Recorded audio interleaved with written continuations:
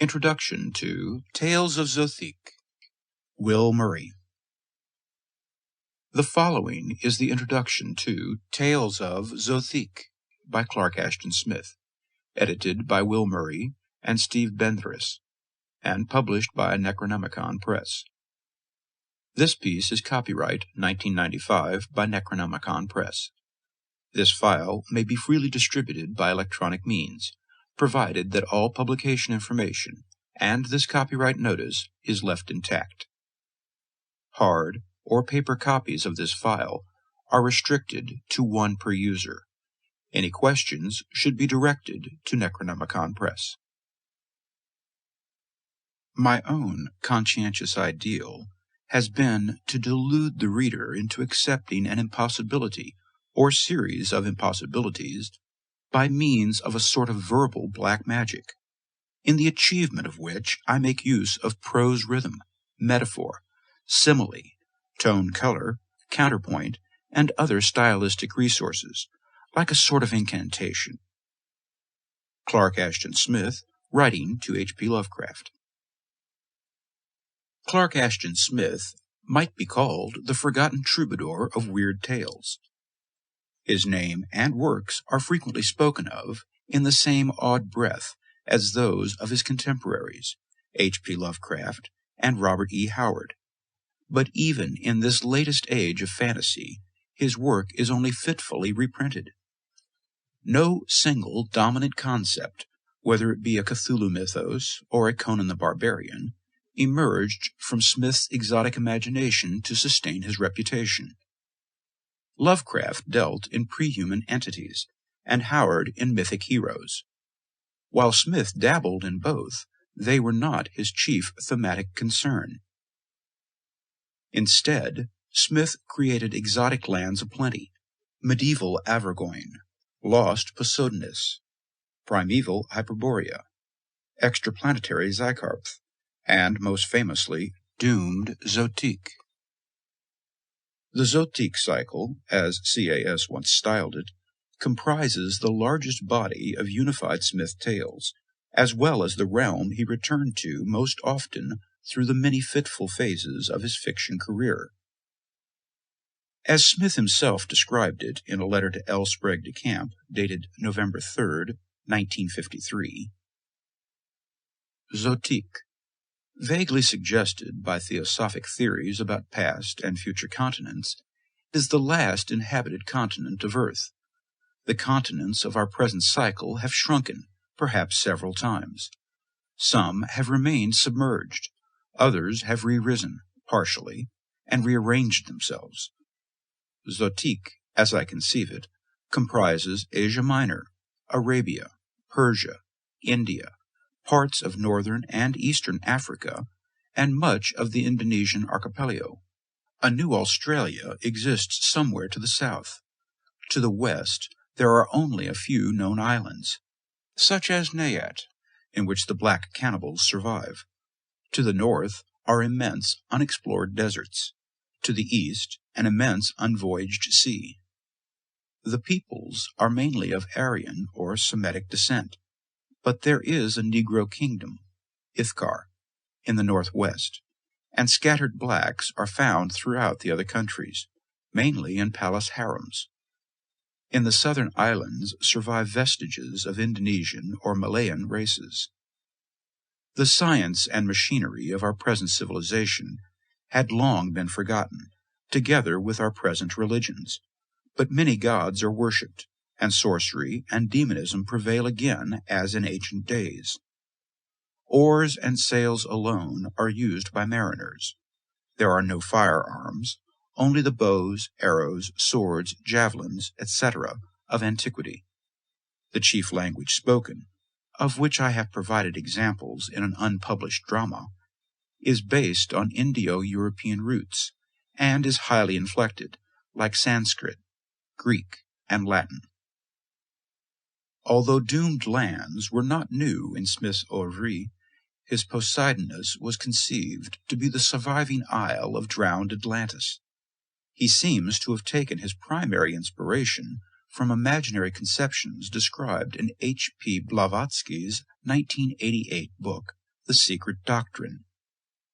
Zothique was no theosophical paradise, as Smith later admitted to DeCamp.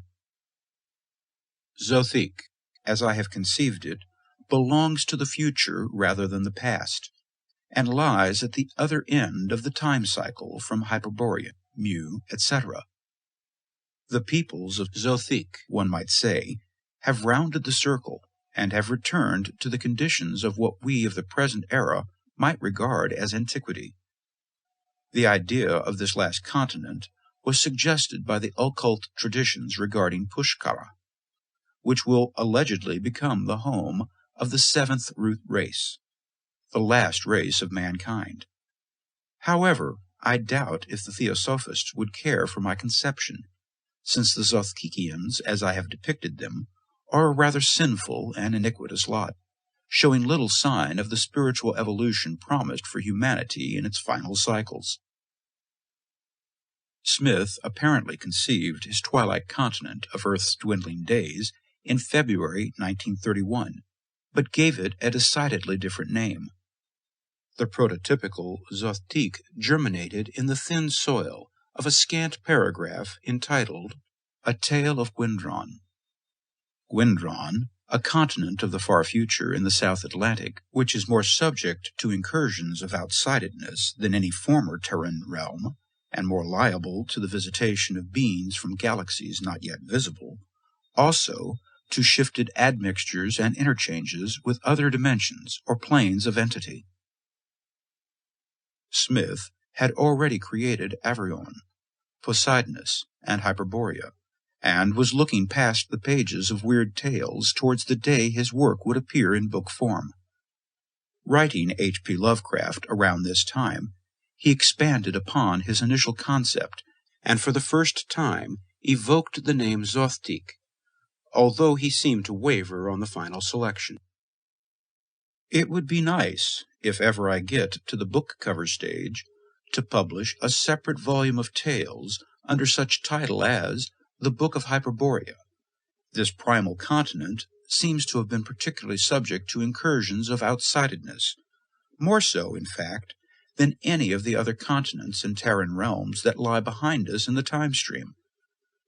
But I have heard it hinted in certain obscure and arcanic prophecies that the far future continent called Gwendron by some, and Zothique by others, which will rise millions of years hence in what is now the South Atlantic, will surpass even Hyperborea in incursions of outsidedness, and will witness the intrusion of things from galaxies not yet visible, and worse than this, a hideously chaotic breaking down of dimensional barriers, which will leave parts of our world in other dimensions, and vice versa. When things get to that stage, there will be no telling where even the briefest journey or morning stroll might end. The conditions will shift too, so there will be no possibility of charting them, and thus knowing when or where one might step off into the unknown. Smith would later tell DeCamp that the name Zothique was constructed on the analogy of antique, and therefore rhymes with it. Indeed, on a list of place names Smith compiled over time, the coinage first appears, about a dozen entries after he inscribed Gwendron as Zothique. In an interplanetary story begun in April 1931 by Sapithmal in Ophiuchus, Zothique is the name given to a planet in the constellation Ophiuchus. Fortunately, Smith never completed this effort. Otherwise, this present volume might now be entitled Tales of Gwendron. At this point, Smith had little more than a place name in mind. He would not write the introductory story in the cycle, The Empire of the Necromancers, until January of the following year, basing it on two synopses, neither of which mentions Zothique or Gwendron. This premiere story made its debut in Weird Tales for September 1932, and it was at once evident that Smith had found a milieu utterly simpatico with his mordantly decadent prose style. Writing August Derleth on January 9, 1932, Smith observed of The Empire of the Necromancers, "There is a queer mood in this little tale. It is much overgreened with what H.P. Lovecraft once referred to as the verdigris of decadence." Unlike the Hyperborean tales, neither ironic humor nor droll distillations of Lovecraft's Cthulhu mythos entities trouble these yarns. True, the original concept of Zothique as a platform for extraterrestrial visitations never quite gelled. Instead, Smith focused on two themes that filled his own poetic soul: doom and loss, which had their greatest expression in such Zothicean chronicles as the haunting Zothique and The Weaver in the Vault. For some 2 years, 10 tales of Zothique, each more bizarre than those that preceded, uncoiled from Smith's typewriter. Although he continued his Hyperborean and Averrogian cycles, Zothique took over the bulk of his fictional endeavors, much the way Conan the Barbarian obsessed Robert E. Howard, the tales tumbling forth without regard to sequence or chronology. So consumed was Smith by the far future realm he had fashioned from equal parts poetry, morbid imagination, and a kind of sorrowful outrance nostalgia, that a story conceived for his Hyperborean cycle, The Voyage of King Everon, became an account of Zothique in the telling. Leavened with the ironic humor of the Hyperborean cycle, it failed to please Weird Tales editor Farnsworth Wright, and did not see print in the so-called Unique magazine until 1947, and then only in drastically pruned form as Quest of the Gazolaba. Smith himself had published the unexpurgated version in his 1933 pamphlet, The Double Shadow. Weird Tales readers, from Lovecraft to the most anonymous fan, were captivated by Smith's outgoing incursions into necromancy and necrophilia, sundering empires and dying dynasties, under a near-quenched scarlet sun. While many times Wright declined outright or sent back a story for revisions, the fussy editor eventually accepted nearly every Zothique installment sent to him. 2, The Tombspawn, and The Witchcraft of Ula were actually bounced by Wright as well as Street and Smith's Astounding, before finding their rightful place in the Unique magazine. Clark Ashton Smith had found perhaps the perfect vehicle through which to express his multiform talents. The prose sang like black magic incantations. Fugitive lines of poetry sprinkled these bitter tales. When Wright finally accepted in October 1933 The Tombspawn, he asked Smith himself to illustrate The Weaver in the Vault. Ultimately, this and 3 other tales of Zothique were graced by the author's own ink drawings. All 4 are reproduced here. Then, abruptly, Smith concluded the cycle with the doomful The Last Hieroglyph. Intended as the ultimate tale of Zothique, it was also destined to be Smith's final foray into fiction for some time, and marked the end of his only period of continuous short story writing. Disenchantment with pulp editors, the demands of caring for his ill parents, and the siren call of the poetry's more precise muse had compelled Smith to draw shut the arabesque curtain of his fiction career, at least temporarily. Smith many times stated his goal of composing as many tales of Zothique as were needed to comprise a hardcover collection. The Last Hieroglyph fulfilled that quota, as well as being thematically terminal.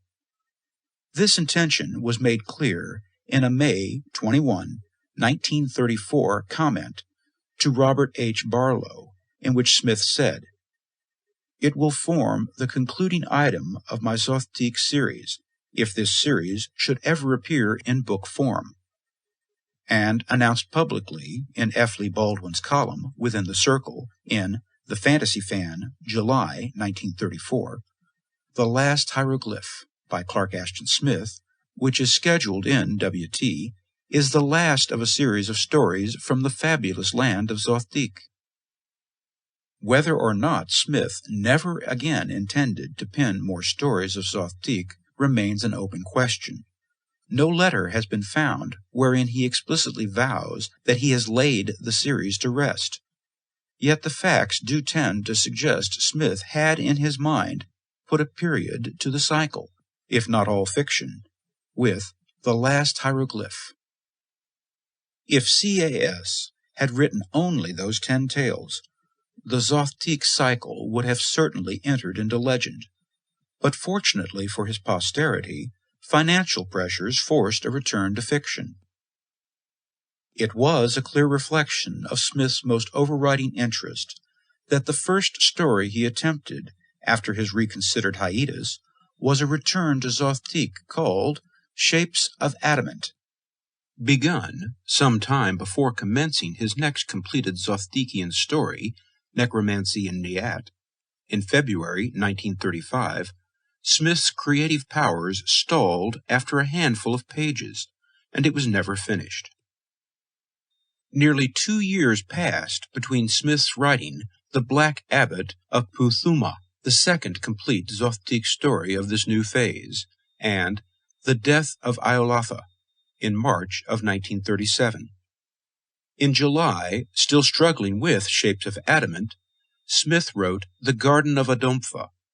Published in the April 1938 Weird Tales, it was to be the last new Zothique story for almost exactly a decade. Smith's reasons for again abandoning fiction are well documented. The deaths of H.P. Lovecraft and Smith's father in 1937 left him drained, and Smith wrote no fiction for nearly 3 years. In 1940-41, the muse of prose again beckoned him in that direction, but he produced no new Zothiquian tales. Although one, The Feet of Sedivan, was plotted, the story was never undertaken in earnest. Weird Tales had a new editor in Dorothy McElraith, and one not receptive to his poetic and highly stylized prose. Perhaps it was new interest created by his Arkham House hardcover collections, Out of Space and Time and Lost Worlds, in 1942 and 1944, that rekindled a long dormant spark, but Smith returned once more to the lists. One of the first realms he revisited was Zothique.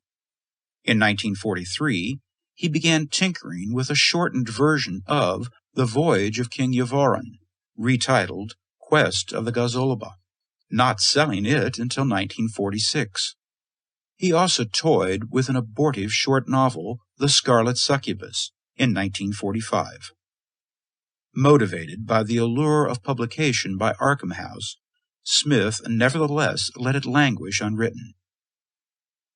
Ultimately, Smith went on to produce but 2 new tales of Zothique, The Master of the Crabs and Morthelia, a new fragment, Mandor's Enemy, and what he called his masterpiece, a play in blank verse entitled The Dead Will Cuckold You, the only Zothiquian chronicle never to appear in Weird Tales. It was finally published after his death in the 1963 chapbook, In Memoriam Clark Ashton Smith. Then the guttering red sun of Earth's last continent at last expired. Although the majority of these tales saw print in his various Arkham House collections during his lifetime, Smith, who died in 1961, never lived to see any of his various cycles preserved in hardcover as he had dreamed over the 3 decades before. It was Lynn Carter who, in 1970, at last compiled Zothique, the first of several historic Smith paperback collections, as part of Ballantine Books' adult fantasy series. A magnificent collection, it nevertheless was limited to complete stories, and marred perhaps by a well-meaning attempt to arrange the cycle into some sort of internal ordering gleaned from doubtful textual evidence. In this, Carter ignored the introductory nature of The Empire of the Necromancers and overlooked the culminating resonance of The Last Hieroglyph. Smith himself wrote these tales as they sprang from his imagination. Indeed, capricious scheduling in weird tales meant the cycle was first presented in no meaningful order. That CAS had a very clear vision for such a volume can be traced back to a letter to August Derleth, dated August 29, 1933, written on the occasion of Farnsworth Wright's initial rejection of The Witchcraft of Ula. I will, no doubt, have to lay the story aside for inclusion in my volume, Tales of Zothique, when and if I should procure a publisher for that opus. With the completion of 2 more tales, Zothique and The Madness of Chronomage, I will have a series totaling about 60,000 words, all dealing with the future continent of Zothique. These could be collected with a brief note as to supplemental geography and chronology. Printed on good paper and decently bound, I think that all of these tales would show up as fine literature, in no wise inferior to Dunsany and Capel. No preferred story sequence other than the doubtful Black Book log exists. See postscript. And as for geography, though Smith approved a map drawn by L. Sprague de Camp, he cautioned that large sections would have to be labeled terra incognita. For this Necronomicon Press collection, the editors have concluded that the only remotely valid chronology is the order in which the cycle was composed. Because the stories were written in 3 distinct phases, with significant gaps between them, the cycle is divided into 3 books, each one collecting every story, whether complete or fragmentary, so that devotees may experience the Zothique cycle as Smith guided it to fruition. Additionally, we have gone back to Smith's original manuscripts in order to achieve the purest text possible. Carter's Zothique mixed Weird Tales text with whatever originals were available to him. While deviations between the Weird Tales' first appearances and the Necronomicon text are small, in the case of 2 stories revised by Smith to satisfy Weird Tales, Zothique and The Witchcraft of Ula, there exists 2 drafts, the rejected and the compromise versions. Inasmuch as Smith made substantial improvements on the second drafts over and above the demanded changes, we have printed the restored versions as published in Necronomicon's Press Unexpurgated Clark Ashton Smith series, edited by Steve Bendris. These versions are reconciliations of 2 drafts, neither of which can truthfully be called definitive. Lost are the complete texts to The Dark Eidolon, trimmed in length in order to achieve acceptance by Weird Tales, and Necromancy in Niat, whose original ending Smith complained Wright forced him to mutilate. Some variant scenes from other drafts are not appended, so as not to break the spell of the stories. Additionally, Smith appears to have periodically revised his manuscripts towards eventual book reprinting. These amendments have been respected. While it is possible to date every story, Smith inscribed completion dates to nearly all finished manuscripts, there were a few difficulties regarding fragments, which will be covered in the postscript. The only complete Zothikian item for which no date is discoverable is the poem Zothique. It was first published in the 1951 Arkham House collection, The Dark Chateau. Inasmuch as Arkham House books were routinely 3 to 5 years in production, and several of the collection's poems first appeared in the Arkham Sampler as far back as spring 1948, its composition date is likely prior to 1948. In the absence of anything remotely like a firm date, the editors have elected to place it at the head of Book 3. The strict chronological arrangement created a dilemma regarding the last hieroglyph. Smith himself excised a brief paragraph in the Book of Vargama, as the penultimate draft was entitled, before its submission to Weird Tales. In the interest of completeness, it has been placed in its proper chronological order ahead of the story, but not integral to it, making it problematic to move the story to the end of the collection, as per Smith's wish. For this, and other reasons, the editors have elected to retain the order of composition without documentable deviation. Readers wishing to honor Smith's expressed preference may skip over the last hieroglyph, saving it for last. However, true to Smith's 1934 intention, it does close out Book 1, the original story group. Here, at last, is the ultimate and complete Tales of Zothique its author dreamed of over 60 years ago. We can only echo the sentiments of the late Lynn Carter, who, upon bringing together for the first time all then-known stories of Zothique exactly 25 years ago, said this of the word archmage H.P. Lovecraft dubbed the Atlantean high priest, Clarkash Tun. It is to be hoped that this volume will help make his mordant and imaginative talents known to the many thousands of fantasy enthusiasts who have not thus far discovered him. Thasadon grant it come to pass. The end of the introduction to Tales of Zothique.